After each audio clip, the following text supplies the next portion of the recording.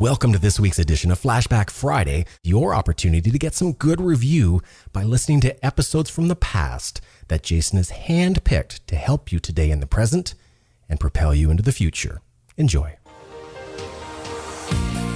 Welcome to the Creating Wealth Show with Jason Hartman. You're about to learn a new slant on investing, some exciting techniques, and fresh new approaches to the world's most historically proven asset class that will enable you to create more wealth and freedom than you ever thought possible. Jason is a genuine self-made multimillionaire who's actually been there and done it. He's a successful investor, lender, developer, and entrepreneur who's owned properties in 11 states, had hundreds of tenants, and been involved in thousands of real estate transactions. This program will help you follow in Jason's footsteps on the road to your financial independence day. You really can do it. And now, here's your host, Jason Hartman, with the complete solution for real estate investors. Welcome to the Creating Wealth Show. This is your host, Jason Hartman, with episode number 746, and greetings from Las Vegas, Nevada, where I have been becoming somewhat of an expert in the real estate market here and looking at properties here over the last couple of weeks on and off. It is really quite amazing, some of the revelations I'm going to share with you on future episodes, not this episode about this, but on some future episodes very, very soon. I'm going to share some interesting things I have learned looking at different price segments in markets that I think applies just to our overall real estate knowledge and education worldwide, regardless of what real estate market you're in. I think it'll be interesting for you. So that is to come. But today we are going to talk a little bit about real estate tools. As you know, Fernando and I acquired that company last year. That is the owner of Property Tracker, Property Shopper, and several apps for iPad and iPhone, and some interesting remote and self-management techniques as we interview one of the people who actually does it, who actually does the work of self-managing properties. And I don't believe that this episode will be an exhaustive summary of that by any means. We're going to have him back on the show to discuss and dive into some more topics in much greater detail in the future. But I think you'll get a pretty good overview of what goes on in managing, decent sized real estate portfolios for private and small investors as we talk to Bill about this and dive into some of the things that he does and how he manages managers and also self-manages properties. But first, a Business Insider article Bob Bryan wrote October 27th, an interesting article, Pending Home Sales Jump Despite Painfully tight housing market, a painfully tight housing market. Now, as you know, and as I've said many, many times, articles like this are always misleading. Yes, they are always misleading, and statistics are always misleading. Why is that? Well, because there are so many ways you can peel back this data. One of the things in this article not mentioned, which I think is huge, it's a huge issue, is the issue of geographic segmentation, and also, along with that, but not always along with it, price segmentation. Price segmentation probably being the most important thing that is completely missing from this discussion. But overall, I would agree with the article. And let this be a warning to you if you are listening and you are sitting on the fence and you're thinking, hey, I've got those 6 properties or I've got those 8 properties and, there's no urgency to build more in my portfolio and get another 5 or 6 properties going. I'm just giving an example. It might be 1 or 2 or your first one, or it might be your 50th property, or it might be your 150th property. Who knows? But you might be thinking, like so many, and I think very, very wrongfully, I think this will be a huge mistake of those of you out there who believe there's a housing drop in store, a price drop in housing. Now, wait a second. Make sure you heard me right when I said that. I didn't say there wouldn't be what the talking heads and the generalists and the non-specific, the misleading mainstream media calls a housing drop. I didn't say they wouldn't be saying that or that wouldn't happen, because I believe that in the 20 markets that make up the Case-Shiller Index, 14 to 15 of those, depending on how willing you are to lean into the hybrid area of the market. Remember, 3 kinds of markets: linear, hybrid, and cyclical.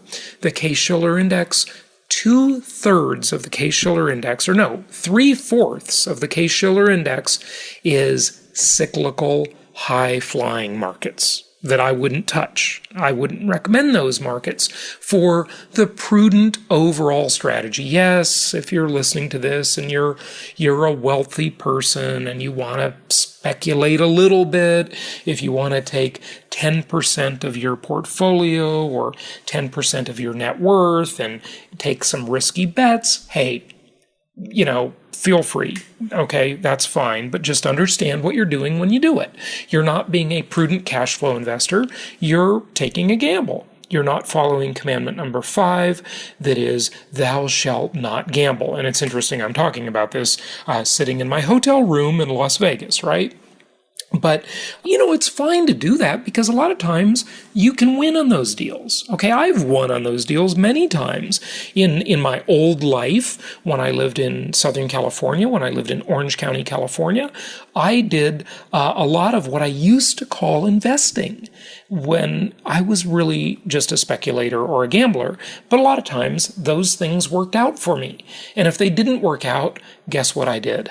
I kept them long enough to force them to work out.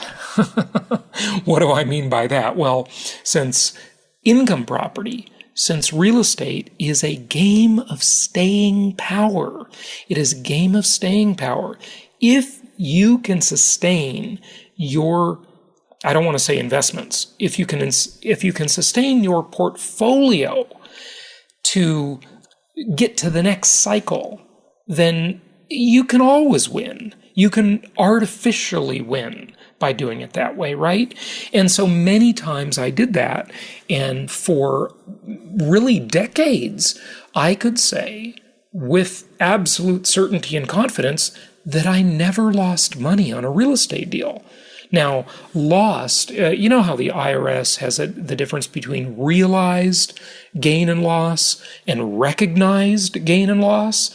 See, on paper, if you had to remember that one of the phrases we learned during the Great Recession, what is that? Mark to market.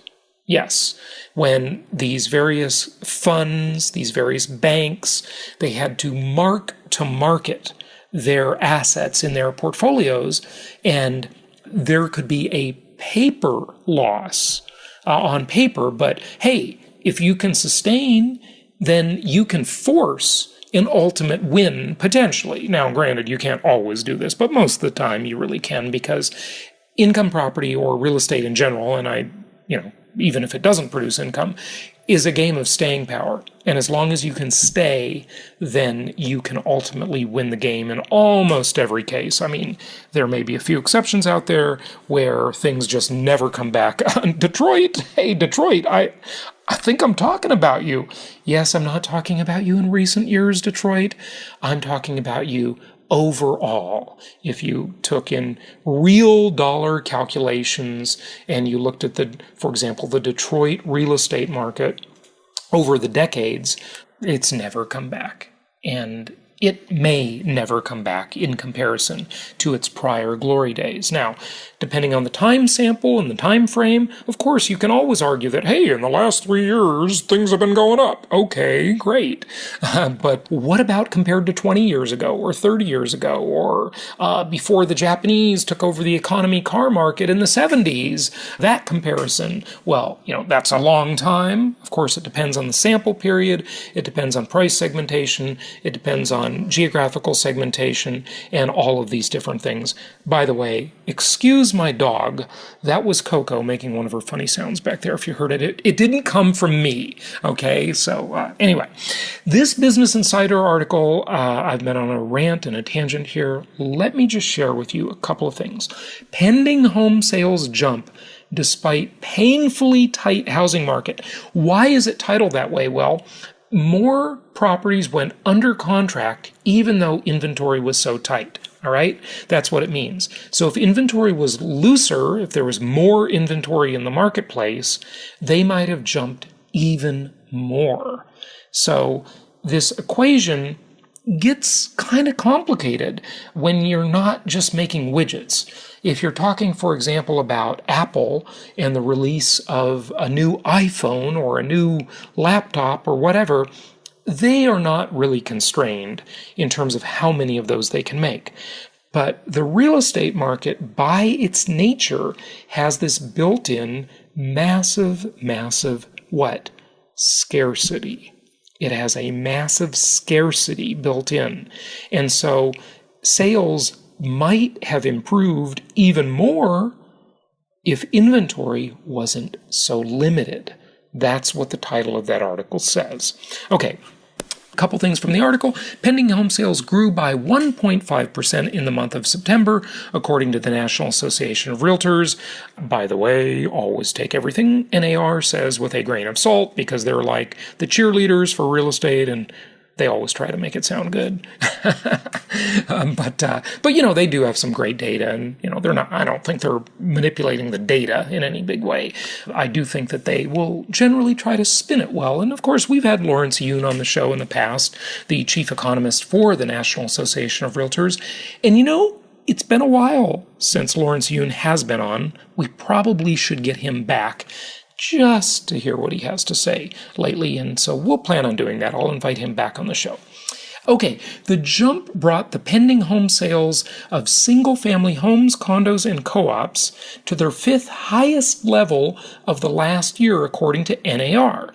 Chief economist for NAR, Lawrence Yun, said the demand for homes is staying high, with increasing wages and a tight labor market helping support buyer interest.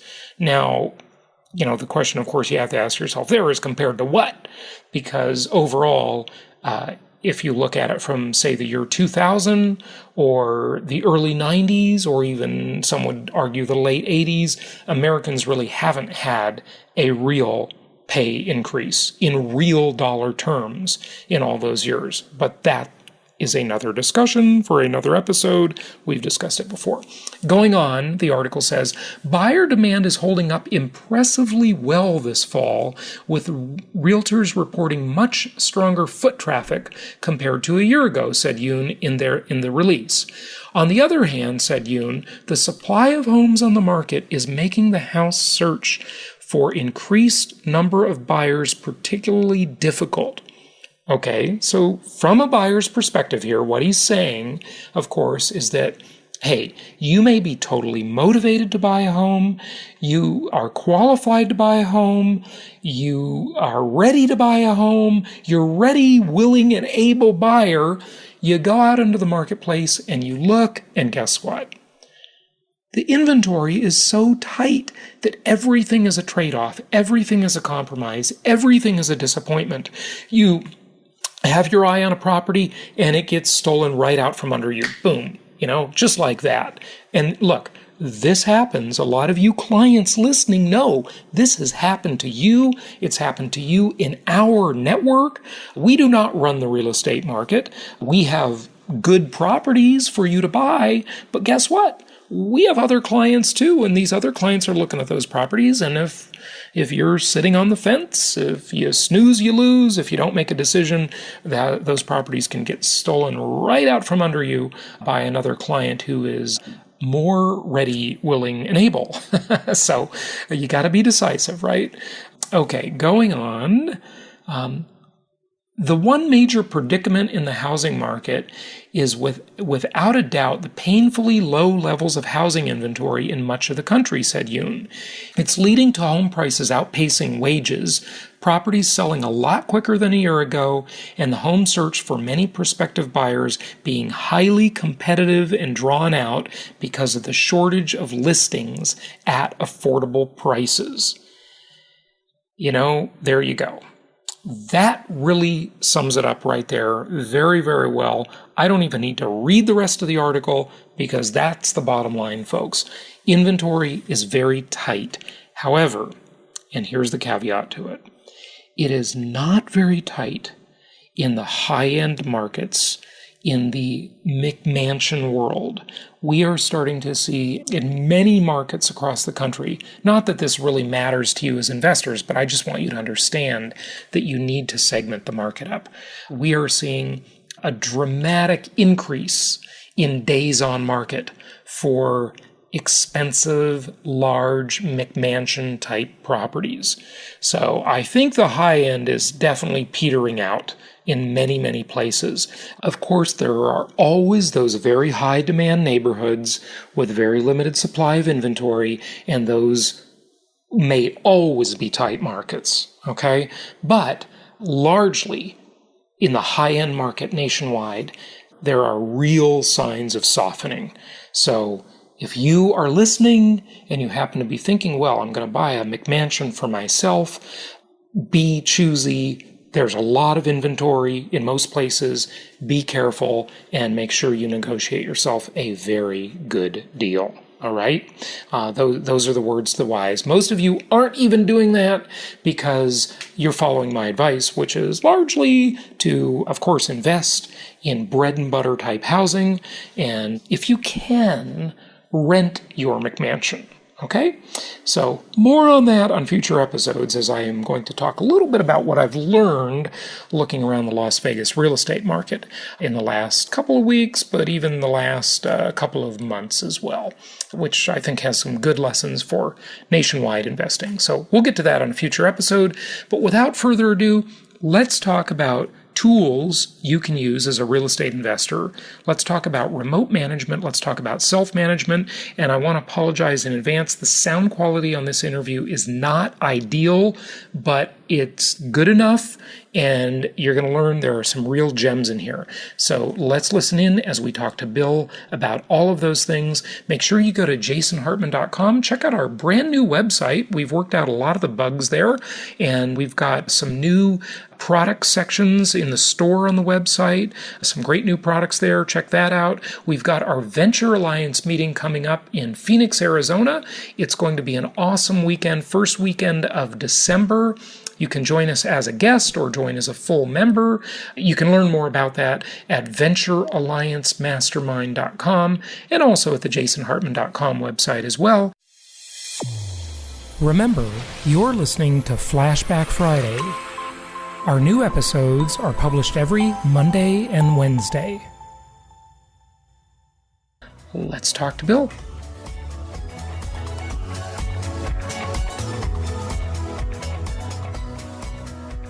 You know that I've had Fernando on the show several times, and last year we purchased the Real Estate Tools software company, and we've been really working for the last few years on how to give investors options as far as property management, how to empower them to either manage their managers more effectively and more easily, or to actually self-manage properties remotely. And as you've heard me say on prior episodes, it has completely amazed me what happened many years ago when one of my property managers got out of the business, and I didn't really get around to hiring another property manager, and I sort of became an accidental self-manager of a property 2,000 miles away from me that I had never seen, occupied by a tenant that I had never communicated with and certainly never met. There are some really amazing tools and opportunities to make this possible nowadays, and we just wanted to talk about it a little bit. And we've got Fernando's assistant, Bill, here to talk a little bit about what he does. Bill, welcome. How are you? I'm doing well. How are you? Good. It's good to have you on the show, Bill. Thanks so much for coming on. And I have to apologize in advance. We don't have ideal sound quality on this interview, so please excuse the sound quality, but I think you'll really enjoy the content. Anyway, Bill, tell us a little bit about what it is you do, and maybe first, what's your background? Were you in property management, or were you a real estate investor, or give us a little idea, a sense of your background? Well, my background is in public accounting. Spent about 25 years doing that. Most of our clientele were financial institutions, small community-based banks. And so after many years of traveling and being away from home, I decided I didn't want to do that anymore. Sold the accounting firm. I did manage a family-owned community bank for a year or two, and then decided I didn't want to do that either. So I moved to Atlanta and started working with, I don't know if you've ever heard of the group out of Dallas, Homevestors. We buy ugly houses. And then I was engaged to help the corporate office set up accounting systems for all the franchisees. Through that, I got to know quite a number of franchisees over the states. And then in 2008, when the bottom started to fall out, they needed a way to make a living, and many of them got into property management. Here in Atlanta, I got involved with a couple of them, helped set up property management companies, and for about 7 or 8 years now, I have worked for different ones. And so that's how I got my background in property management.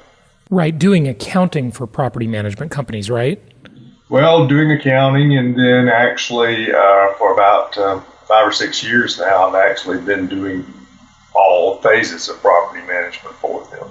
Fantastic. And you're, I guess I'll say, sort of helping Fernando self-manage two parts of his portfolio, a group of properties in Atlanta and a group in Austin, right? That's correct, yes. Okay, great. Describe what you do with those properties a little bit. Are you doing the bookkeeping? Are you dealing with the tenants? And none of these have property managers, right? These are all self-managed properties, right? That's correct.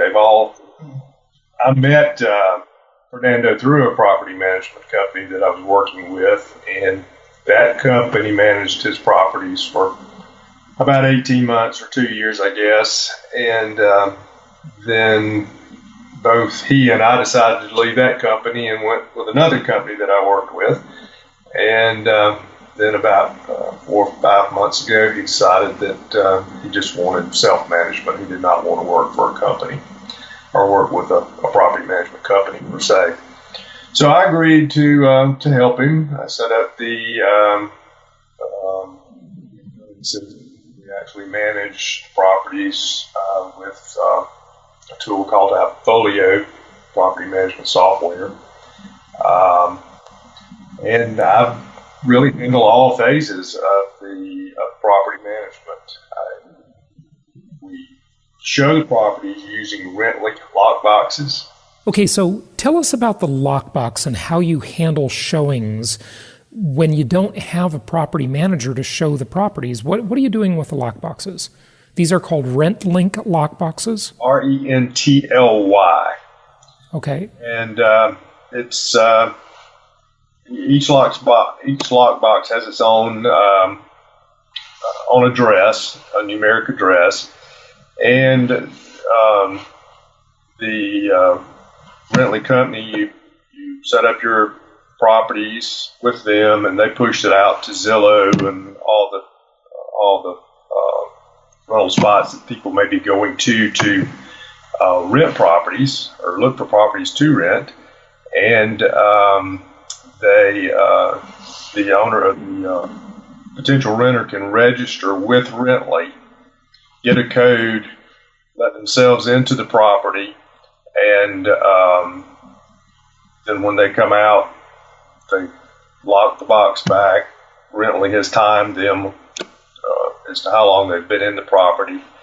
They then send them a questionnaire to be filled out, which they do It's amazing that most of them actually do fill them out and send them back to us. They give us a critique on the property, what they liked, what they didn't like, and if they'd like to make an application.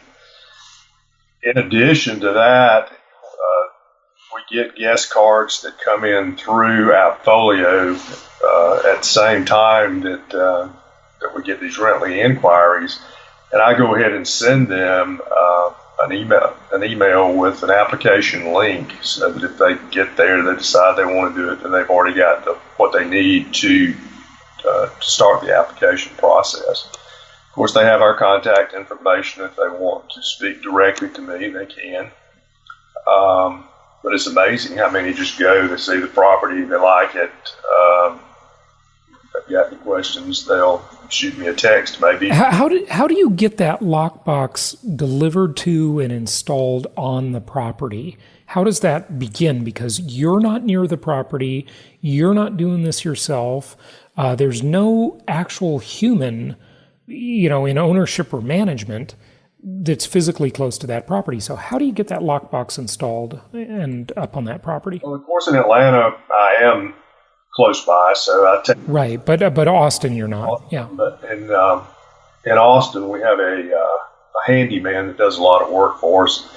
So I will send a lockbox to him, have him put them on the property. If it's vacant, we also send them to the existing tenants if they're still there. Send it over by UPS or FedEx. Give them all the instructions to actually put the box on the house, place the keys in the box, and so that's how we've handled it so far, either with an existing tenant or with a handyman that we have there. Have you had any problems with this system? Have any prospective renters destroyed or stolen anything? Have there just been any problems in general?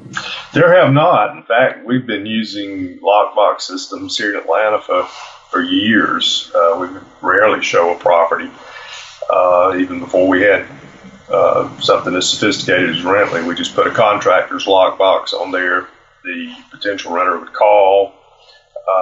We would have them text a copy of their a photo of their driver's license or some other photo ID. We'd give them the lockbox code and ask them to call us back. And after all these years, thank goodness, we have never really had any problem from somebody viewing the property. Right. And it certainly could happen. We just want people to know that. Okay, so that's the lockbox and the showing part of it. How do you handle making it rent ready? You have a handyman. How did you find the handyman? And what duties can that handyman perform? I mean, they're not a general contractor, I assume. So just tell us a little bit about making properties rent ready and maintaining them. I like to have HVAC contractors go into the properties at least twice a year, just to do a checkup, if you will, of the system. And I also try to use them as my eyes on the ground, or my guys on the ground, if you will, to give me an idea of what sort of, first of all, if the house is occupied, how the tenants are keeping the property. If they are not occupied, then they generally will help me figure out what needs to be done to make the house rent ready. Also, many of these guys have friends that are in the business of doing turnover rehabs, and have gotten some good names and some good leads from them about who to use. We also go out to Angie's List or one of the websites that advertises handyman people or contractors, and have picked up some very good contractors and handyman in that fashion as well. Yeah, okay, fantastic. Talk to us a little bit about the bookkeeping side of it and dealing with insurance policies and payments and rent collection, using Cozy for all the rent collection, I assume? We do not. We do in Austin. We use Cozy. In Atlanta, we use, as I said, Outfolio. The tenants are given access to a tenant portal, and they can make rent payments. They can make work order requests that way. And so that's how we collect the majority of the rents. We still have some folks that want to mail in payments, and we will still take mail in payments if they choose to send them that way. But the work order procedure is very, very nice because they go on, they tell you what they need. They come right to my email. I sit down, take a look at them, decide who I'm going to have to go out and do the service. And then once that's done, and each contractor has to send back a signed work order by the tenant, signed by the tenant, stating that the work was actually completed to their satisfaction. So the tenant is signing that work order, and the tenant is basically being your superintendent, if you will, for their own property that they're occupying. And they're signing the work orders saying, hey, this work was done on this date. And they inspect it, right? And of course, the tenant, the motivation is very much in alignment with your motivation as the pseudo manager owner, because the tenant wants the property fixed. They're the ones that brought the issue to your attention in the first place, right? Exactly. So they're not inclined. They don't have any interest in falsifying that information. By the same token, the vendors, we hope don't, but they may. So we don't have that many work orders here. So once I get one back, I've got a tenant signature. I don't call every one of them, but I do call quite a number of them to be sure that the work was done satisfactorily. Just kind of double checked. Just a reminder, you're listening to Flashback Friday. Our new episodes are published every Monday and every Wednesday. I want to get your opinion on one of the theories under which I've been operating for many years, and I noticed this when I became an accidental self-manager of that property I'm talking about is my San Antonio property. And here's my theory about this, and I'm pretty sure this holds up in real life. I know Fernando agrees with me on this. But when the property is self-managed, it seems to me that because that tenant has the pressure of maintaining the relationship with the landlord, and they look at the landlord as a real person rather than some big amorphous company, a big property management company of some sort, which may not actually be big, but the tenant just views it that way, right? They tend to be more cooperative most of the time. They tend to be more helpful. They tend to not complain about little tiny things as much, and they tend to take care of some of the repairs themselves, I've noticed. That's been my experience. Would you agree with that? And ultimately, I want to lead up to the idea here that you may or may not have an opinion on. I know I do.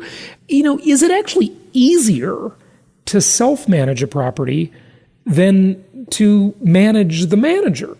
And the reason I say that, Bill, and I'll give you quite a bit of ammunition here, and you can glom on to whichever part of this statement you want. But when you manage a property manager, the property manager has really, if you think about it, they kind of have a conflicting interest. On one hand, they want to satisfy the owner, the investor, right? That's us. But on the other hand, they also got to keep that tenant happy. And they're very concerned about tenants running to the internet and writing bad things about property managers and, going on Yelp and writing reviews about the property management company and so forth. So, there's an old saying, you can't serve two masters, right? And so you have these kind of different interests that don't necessarily align all the time. And I just thought I'd ask you about that in general, whatever thoughts you have. Yes, I do think when you self-manage the property, you can develop a relationship with those tenants that you most property managers aren't very good at developing relationships either with tenants or with their clients, with their owners. And I have found that, if you talk to these people, you try to understand their problems, treat them, as human beings, you get a lot of mileage out of that. But I do think it's much easier when you are developing a relationship with the tenants is key, I think, in not only from a maintenance standpoint, but just a total scenario standpoint. They are more getting the rent paid on time, getting the rent paid in the first place, all of that stuff, right? Yeah, I mean, and letting I'm much more inclined to work with somebody if they keep me informed about what's going on with them. If they're going to be late, call me and tell me that they're going to be late. We can generally try to work out something within reason. So I would say that good relationships with all the tenants is key. Good stuff. What else do you want to say about the bookkeeping angle and, the sort of the office work side of the business? How do you handle insurance, managing mortgage payments and lenders if you have them? I know many of these properties are free and clear just because financing wasn't available. We love leverage, but there's a limit to the leverage you can get nowadays, unfortunately. When you buy 70 properties, you don't get them all leveraged, unfortunately. What about the office work side of the business, the sort of the accounting and bookkeeping? That's your background, but just any tips you have on that? I really do very little of the insurance or the mortgage payments for Fernando. Basically, what I do for him is to receive the rents, post the rents. Our tenants that pay online, the rents are posted to their accounts automatically. So that I manually post the incoming rents from anybody that pays other than online. I also pay the bills for the repairs. And refund security deposits and those kinds of things. All of that is pretty much handled by our property management software that we use, which has a very nice accounting function built into it. So we can cut checks and make payments to vendors either by check, or we can use a debit card, or we can send them an e-check, those kinds of things. So the accounting side of it has really become very simple over the years with the advent of such good technology as what we have available to us these days. Yeah, it sure is. Okay, good stuff. Well, are there any other things you want to share before we wrap up, Bill? Well, we'll talk a little bit about the leasing side. Once they make the application, what we do is screen them, get all their financial information. What I do is put all that together along with